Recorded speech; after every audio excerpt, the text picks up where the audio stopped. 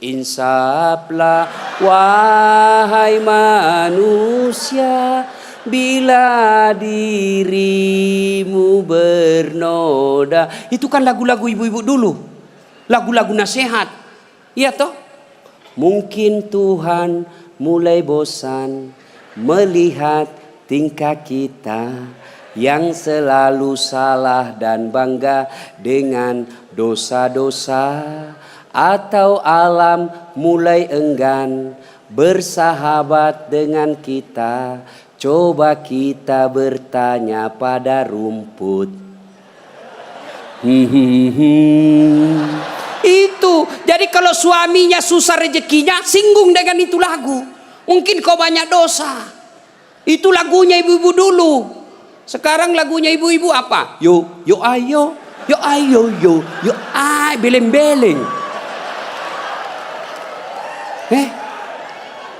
Senamlah dia di depan kantor bupati.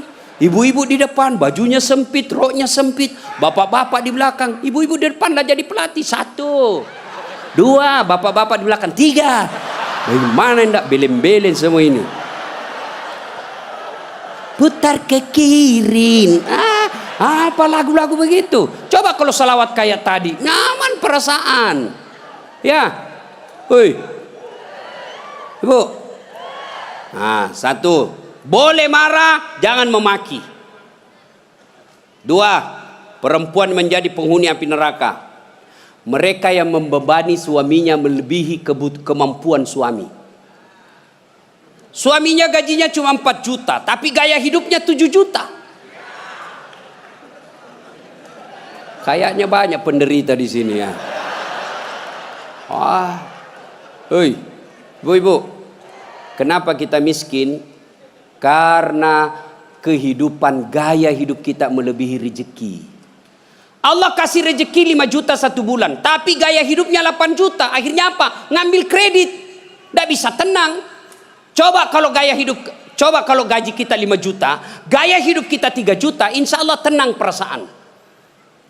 Kita miskin karena melebihi kemampuan kita. Maka suami kalau rezekinya 3 juta, jangan kau bebani. Ini kan tidak dibebani suaminya. Datanglah itu tukang kredit mobil. Bu, kalau ada mobil ibu tenang ibu.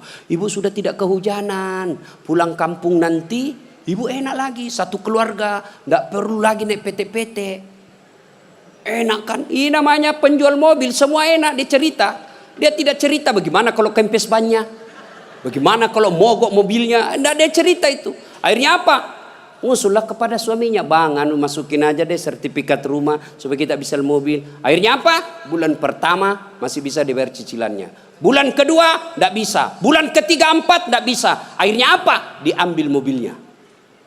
Sudah diambil mobilnya, diambil pula sertifikat rumahnya digadai.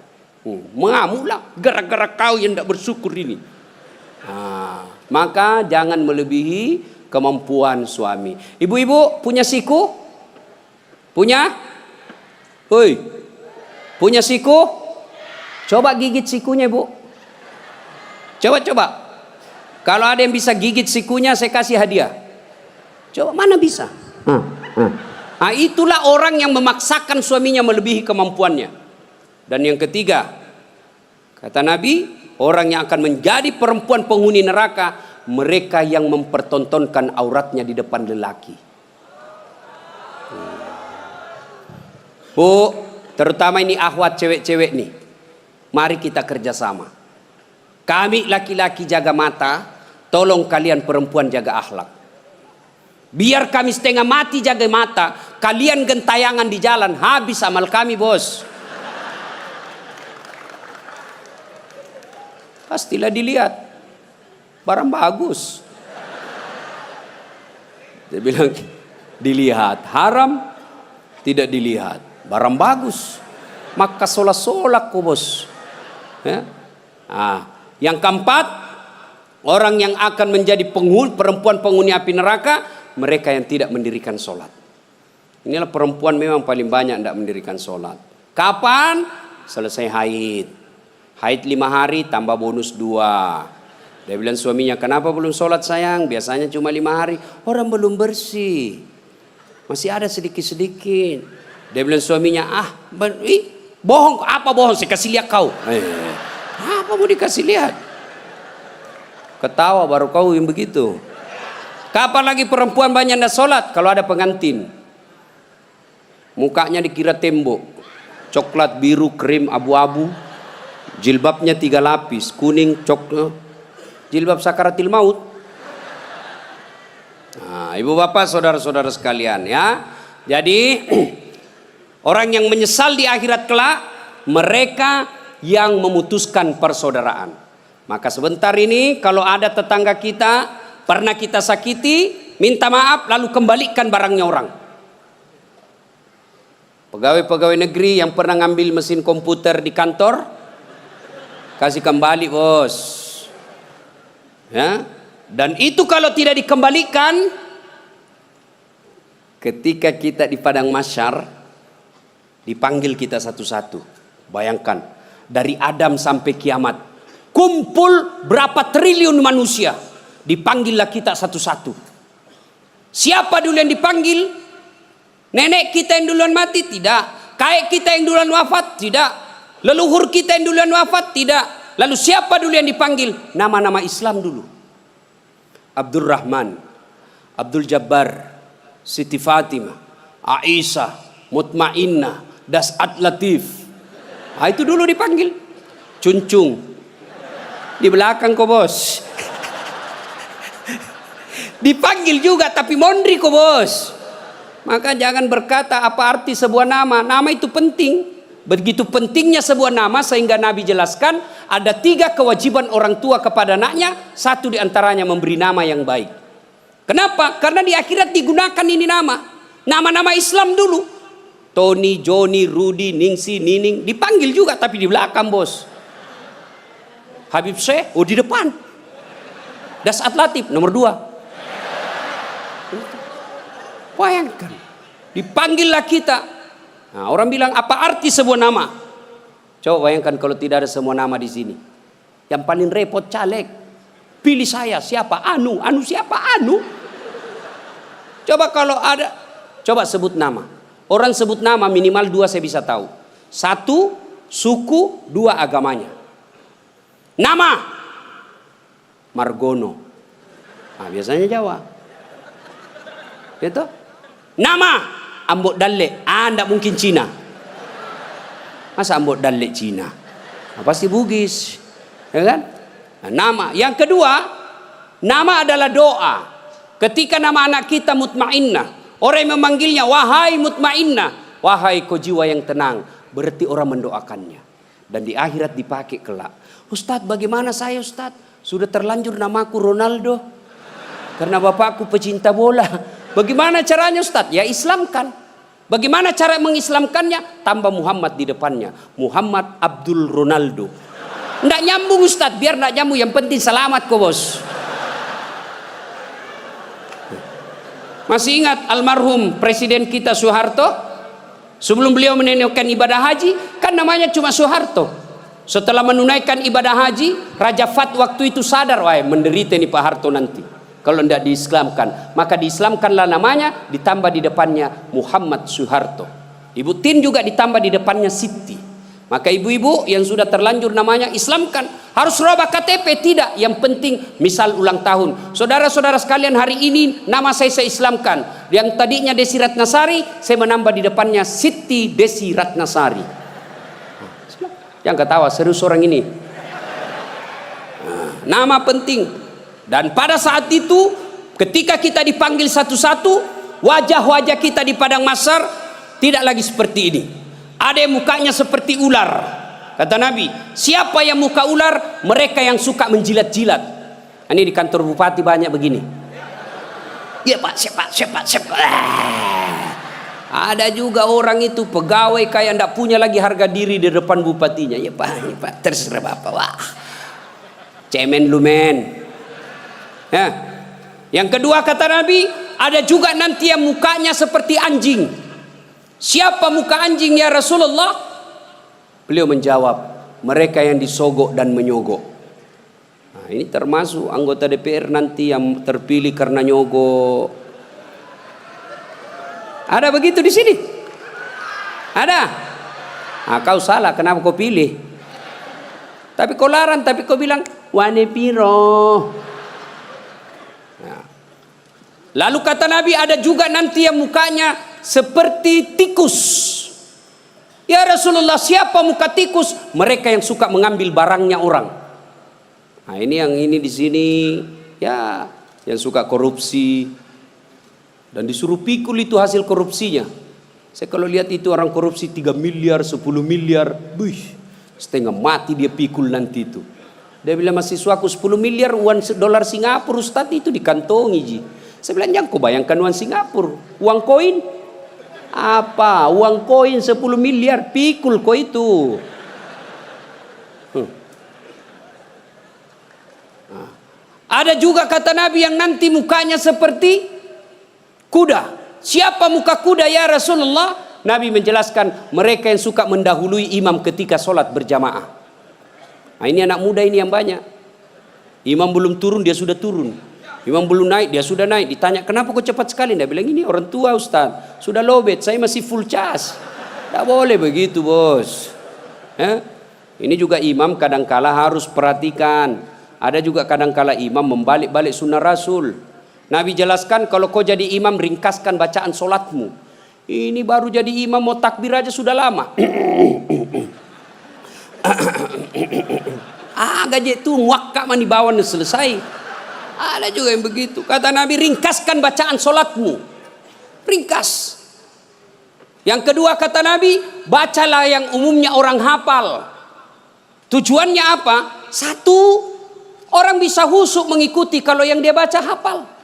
Coba kalau imamnya membaca kul huwallahu ahad, anak-anak juga ikut di belakang. Kul huwallahu ahad. Karena dia hafal. Begitu imam membaca surah Al-Baqarah ayat 10 sampai 115. La haula wala quwata illa billah. Dia husuk dengan bacaannya, kita husuk dengan hayalan. Kita mau ikut, tidak dihafal, mau ruku, belum selesai, terpaksa kita baca semua itu di dinding. Keadaan keuangan masjid, pengeluaran, saldo. Waduh. Sudah dibaca satu tripleks, belum selesai bacaannya imam, dibaca lagi kalender. Persatuan Guru Republik Indonesia cabang Kabupaten Tanah Bumbu. Selesai lagi, belum selesai imam, dibaca lagi bajunya orang caleg DPR RI nomor urut 7 dari Partai Nasdem. Dibaca semua Pak. Siapa yang salah? Siapa salah? Imam. Makanya kata Nabi, baca yang umumnya orang hafal dan ringkaskan. Ada orang jadi imam, dites lah anak penghafal, kau jadi imam nak, mau didengar bacaanmu, jadi imam lah, hanya dia yang hafal. Begitu lagi sholat, tiba-tiba ada cicak jatuh, kena telinganya, stres hilang hafalannya. Dia apa sambungannya ini? Dia lupa betul, hening satu masjid. Tiba-tiba imam berkata, tolong bantu di belakang. Dia bilang di belakang, saya juga tidak tahu. Tiba-tiba berteriak, kalau begitu ya sudah, Allahu Akbar. Memangnya anggota DPR. Saya punya pengalaman ini Pak, waktu saya kecil di kampung SMP saya waktu itu, sholat asar lama sekali imam sujud. Kenapa lama betul ini imam sujud? Ada apa ini? Tiba-tiba ada kawan saya nakal, diangkat kepalanya. Hilang imam. Ternyata yang ditunggu sudah keluar. Dia keluar dari pintu samping. Kacau sholat. Selesai sholat ditanya, Pak Imam, kenapa kau tinggalkan kami? Dia bilang, saya kentut nak. Pak Imam, lain kali kalau kentut kasih bangkit dulu kepala supaya kami lihat kau keluar. Dia bilang, saya sengaja, malu saya kau lihat. Kacau sholat. Siapa yang salah? Siapa salah? Siapa salah? Imam. Makanya hati-hati milih imam. Ya, ada lagi kejadian ini waktu saya kuliah KKN. Belum jadi ustadz saya waktu itu. Ada kawan saya dia pakai baju gamis. Wah, saya bilang pasti anak pesantren. Jadilah imam dia. Saya di belakang dua anak fakultas sastra. Begitu dia baca Al-Fatihah masih aman. Dia baca Al-Kafirun dalam hatiku, cari penyakit ini orang ini. Benar, dia baca enggak mau sampai. Wala antum abiduna ma a'bud wala ana abidu ma abattum wala antum abiduna ma a'bud wala ana abidu ma wala antum tak putar Temanku jengkel di adat sastra, dia bilang, kenapa itu tak putar-putar? Lah sudah ini juga saya pikir. Kacau sholat. Makanya kalau imam salah, kacau jamaah kita. Makanya hati-hati milih imam. Kata Nabi, milih imam itu tidak boleh sembarang. Jamaah makmum boleh, mulai dari orang waras sampai orang gila boleh jadi makmum. Mulai dari orang belum balik sampai dewasa boleh jadi makmum. Tapi imam tidak boleh. Kenapa? Salah imam, salah kalian jamaah. 2020 Tanah Bumbu akan milih imam, bupati. Salah milih imam, salah kalian, menderita kalian di kabupaten ini. Maka hati-hati milih imam. Pun kita jadi makmum juga tidak boleh sembarang, harus ada etikanya. Jadi makmum kata Nabi, kalau kau ke masjid sikat gigi dulu, terutama kalau subuh. Bayangkan kalau kita tidak sholat, tidak sikat gigi, tidur semalaman, orang di samping kita balik kanan, kita balik kiri menguap. Sampai meninggal dia ingatnya itu, busuk mulutnya itu. Sunnah sikat gigi. Apalagi kalau kau jadi makmum, jangan kau merasa kaulah yang paling soleh dalam masjid itu. Ada juga orang takbir itu kayak mau dia gigi, kita punya telinga.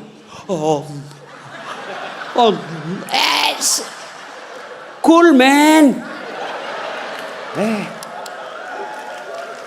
Baca Al-Fatihah kayak dia ada di telinga sampingnya. Malik. Pada cengi capuk. Hanya ganggu ki. Ada lagi apa? Itu kaki. Kaki juga itu kadang-kala mengganggu.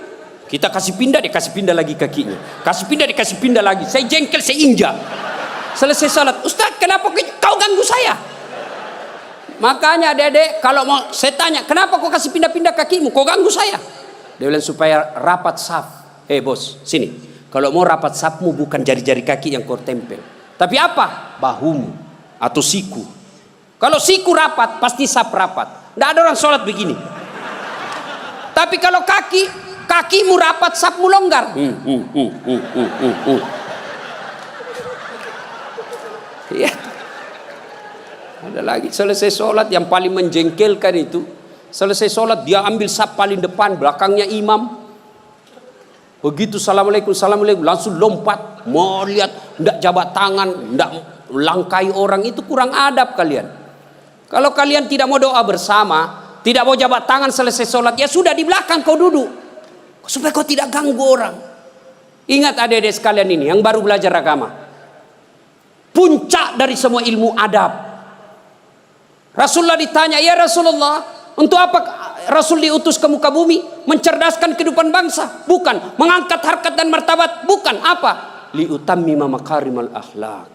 Memperbaiki akhlak manusia. Ini kita berbeda mazhab, saling mengkafirkan, saling menghina. Zaman sekarang aja ini kita ribut-ribut sesama muslim. Dulu tahun 90-an, kita kalau sholat subuh, Allahu Akbar. Di samping kita tidak kunut, dalam hati saja, oh Muhammadiyah. Selesai. Allahu Akbar. Tidak kunut, Muhammadiyah berarti ini. Itu aja dia. Sekarang saya pun dimaki-maki di Facebook. Apakah Ustadz bicara-bicara sunnah, baru kau tidak pelihara sunnah? Kenapa kau tuduh saya tidak pelihara sunnah? Buktinya kau tidak pelihara jenggot. Ya mau diapa kalau tidak mau tumbuh? Saya sudah kasih minyak, Bib, tidak tumbuh-tumbuh. Malah marah istri saya. Ini Ustadz kasih kotor-kotor bantal. Kasih minyak nih Bu. Ya. Nah saudara-saudara sekalian, ini golongan, maka sebelum wafat minta maaflah orang-orang yang pernah kita sakiti. Kalau ada berkaitan dengan barang, kembalikan. Ibu-ibu yang pernah ngambil sendoknya orang ketika pengantin, kasih kembali. Karena ada juga itu ibu-ibu Columbus. Tahu Columbus? Kelompok ibu-ibu pembungkus. Kalau ada pengantin dia bungkus semua kuah. Yang ketiga, penyesalan kata Nabi, yaitu mereka yang tidak menjawab azan salat ketika azan berkumandang.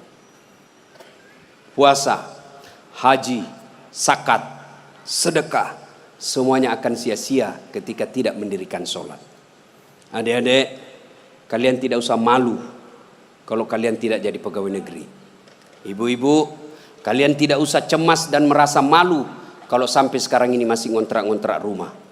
Tapi malu dan cemaslah ketika sudah dewasa seperti ini belum mendirikan solat dengan sebaik-baiknya. Kalau solat kita insya Allah baik, maka hidup kita akan diperbaiki oleh Allah Subhanahu wa taala. Kalau solat kita bagus, Allah yang akan menyelesaikan semuanya. Di dunia ini tidak ada orang tidak punya masalah. Semua kita punya masalah. Pasti. Jangankan kita, Nabi ada masalahnya. Beliau masih dalam kandungan sudah wafat.